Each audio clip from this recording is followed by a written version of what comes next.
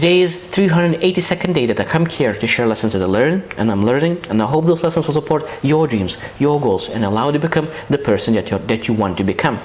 Yesterday I started sharing the lesson about reading, the importance of reading, and I shared the acronym READ, and I said that this is what you get out of reading books. So what you get out of reading books, so that means you get realizations, you realize a lot of things, then you earn a lot of knowledge and wisdom, then you getting access. So you access a lot of different rooms, because when you have more knowledge, you're able to access different rooms. And the last one, you're able to decide. So that means you're able to make more choices, better choices, make more informed decisions. And today I want to speak about how to read a book. So I will share one more acronym, READ, but I will share what you're supposed to do to get the most advantage of every single book that you read. So let's start from R. So R stands for receive. So that means every single time when you take a book, you need to have the mindset of receiving. You need to be very open to listen and read. Because a lot of times people take a book, but they still have confirmation biases and they're looking for things that they confirm.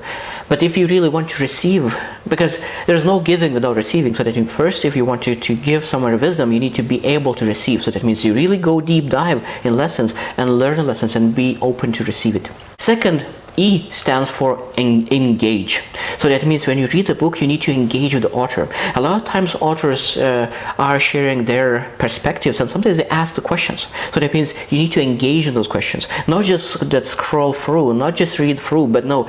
If an author says that, so those questions is very important to answer. So if you write down those questions, write the answers, and then you go forward. So that means you really need to make sure that you engage with all those lessons, not just read through, but engage in the recommendations that author gives to you.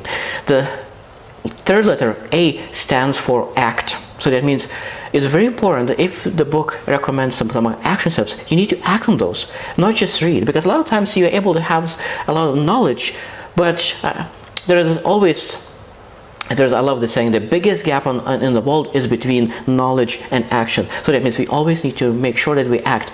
And I love the lesson by John C. Maxwell, and he shared the acronym ACT, and it stands for that every single time when you read the book, you need to say, okay, this lesson I need to apply.